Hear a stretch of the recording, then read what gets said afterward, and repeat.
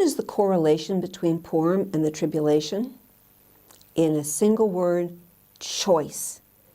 And our choice is between black and white.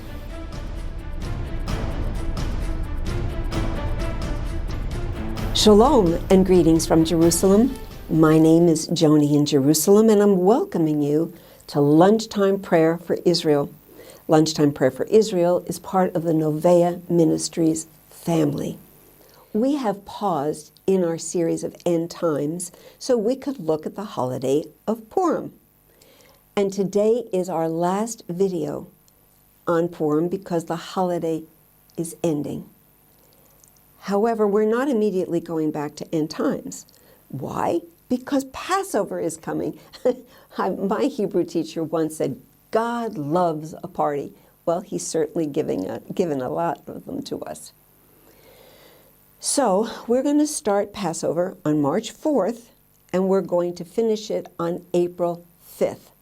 We're going to take a deep breath, and then we're going to jump right back into our end time series. We're in part 2 of the tribulation, called the Tribulation, and we're going to pick up where we left off, which is the second seal. Well, here we go. It's our last day on the holiday of Purim. Now, let's ask, is there a correlation, a connection between Purim and the tribulation? More importantly, are there lessons we need to learn to be prepared for what God warns us is coming, regardless of when the rapture comes? And the answer is a resounding yes. So let's go back and look at what is Purim all about. Well, it's the commemoration and the celebration of God's protection of the Jewish people from annihilation in the city of Shushan, the capital of Persia, modern-day Iran. But it was more than just protection. Now, remember, when the Jews left Egypt, God enabled them to plunder their enemy. But in this case, because the enemy was ready to murder the Jews, God did much more. So we're going to read Esther chapter 8, verses 11 and 12. And you're not going to like this very much because you have forgotten what God said in his covenant with Abraham. He warned all the Gentile nations, I will bless those who bless you, meaning Abraham's descendants, and I will curse those who curse you. And we see that he does this here in Esther, and especially as we go through the tribulation series. God does not change his mind. So here we go, Esther 8, verses 11 and 12. They didn't have email, so the king sent out letters. By these letters, the king permitted the Jews who were in every city to gather together and protect their lives, to destroy, kill, and annihilate all the forces of any people or province that would assault them, both little children and women, and to plunder their possessions all on one day in all of the provinces of King Ahasuerus on the 13th day of the 12th month, which is the month of Adar. And what happened on the 14th day of the first month? Passover. Now, before you get really, really upset, remember what we read the other day. Psalm 7, verses 1 and 2, 14 and 16. O Lord my God, in you I put my trust. Save me from all those who persecute me and deliver me, lest they tear me like a lion, rendering me in pieces while there's none to save. Behold, the wicked travails with iniquity, conceives trouble and brings forth falsehood. He made a pit and dug it out and has fallen into the ditch which he made. His trouble shall return upon his own head, and his violent dealing shall come down on his own crown. And that's exactly what happened to the people in Shushan. So let's pause for a moment and take a look at the celebration of Purim today. Now, traditions change over the years, but costumes have remained a favorite in our celebration. When I was growing up, the costumes we wore told the story. We dressed as the king, Esther, Mordecai, and those who were very, very brave became Haman. Today, even adults get into the act of costumes, and so they range from biblical, sadly, all the way to demonic, and especially in Tel Aviv, they've become very risque. Another tradition is the reading of the story. We call it the Megillah. And again, everyone gets into the act. When Esther's name is mentioned, she receives whistles and catcalls. Mordecai receives cheers. But when Haman's name is mentioned, out come the noisemakers. We stamp our feet, and there are lots of boos. In other words, we all have a great time. It's a time of great eating and frivolity. Sadly, as so often happens with celebrations like this, we lose the deeper meaning and, more importantly, the application to our lives. Now, we've already recognized that purpose and destiny are the key elements in the story, especially Esther's rising to Mordecai's challenge to fulfill God's purpose and destiny for her, even if it meant her life. And beloved, this is where we see the connection between Purim and the tribulation. We've seen that God has a purpose with privileges and responsibilities for all of us, individually and corporately, for Israel, for the nations, and for the church. And have we all not fallen short? And God warned us that there would be consequences. So let's first consider purposes and responsibilities for us individually. In His grace and His mercy, God has given each of us a choice, and it's black and white. Forgiveness, redemption, and reconciliation by His grace through faith in the atoning sacrifice of Yeshua, or rejection of His offer and rebellion against His plan and purpose for our lives. Simply, the choice is reconciliation, redemption, or rebellion and rejection. Black and white. And the tribulation is God's response to those who choose the second option.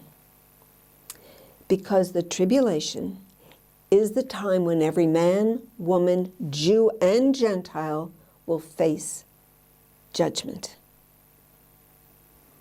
So how do we get from Purim to the tribulation? Choices. The choices we make. So first, let's look at the choice of the Gentiles in Shushan, who rather than bless the Jews, cursed them. What about Haman? What about the king?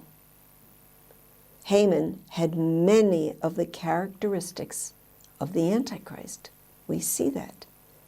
He was arrogant, he was devious, and he was determined to annihilate all the Jews. The king was prideful, ready to banish his wife because she embarrassed him. And what did he do? he took all the young and beautiful girls, used them for a single night, and then kept them as prisoners in his harem. He was easily deceived, convinced by Haman's rhetoric and bribe, and was willing to annihilate all the Jews. And what about the Jews? What was their choice?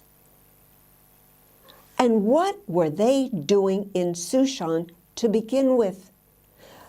Remember, Israel is the only nation with whom God has made a covenant which includes land.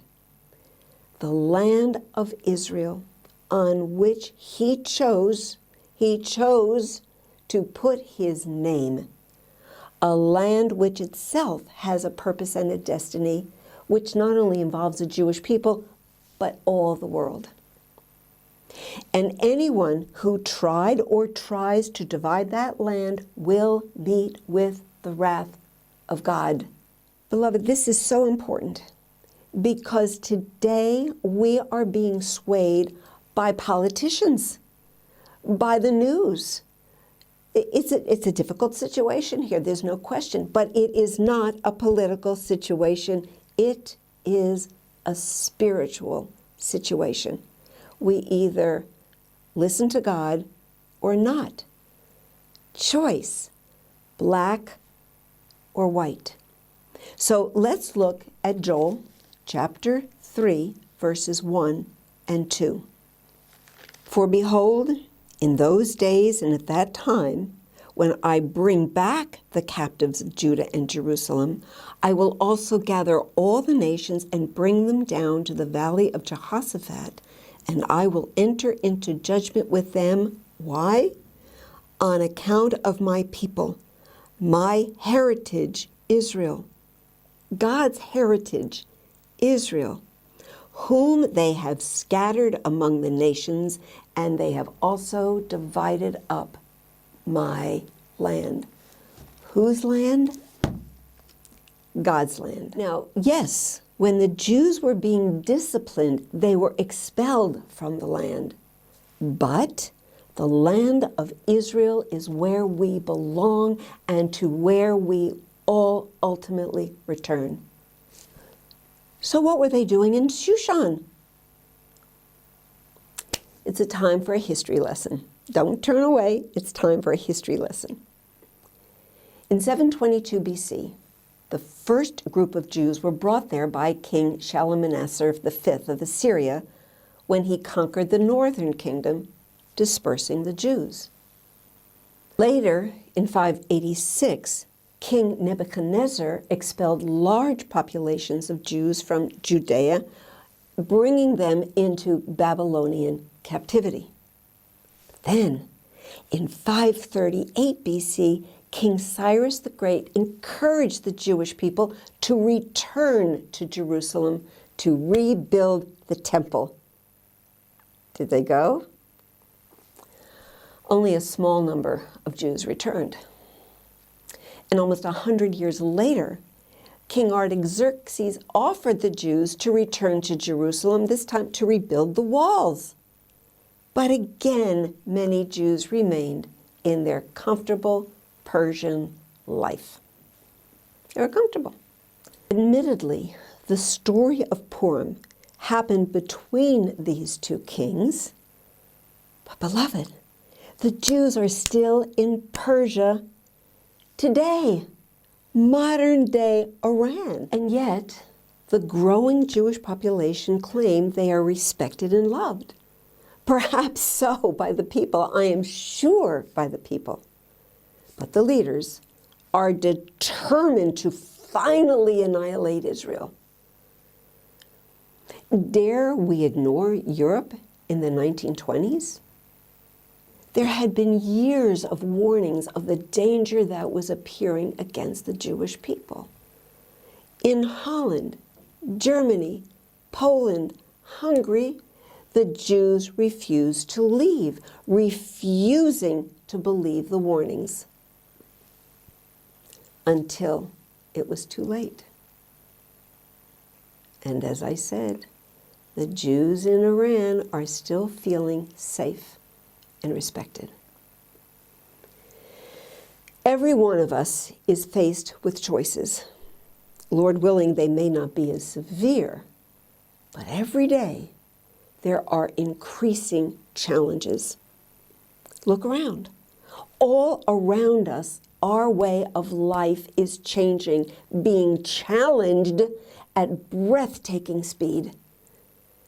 Beloved, we have to start by preparing ourselves. When choices need to be made, will we face the difficulties of being different, saying no?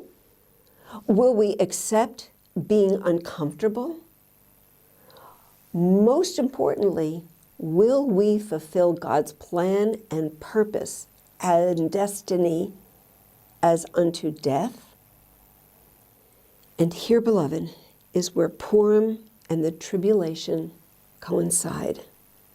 The issue of choice. Trusting God or trusting self. It's black or white. So how did Mordecai and Esther respond in their crisis?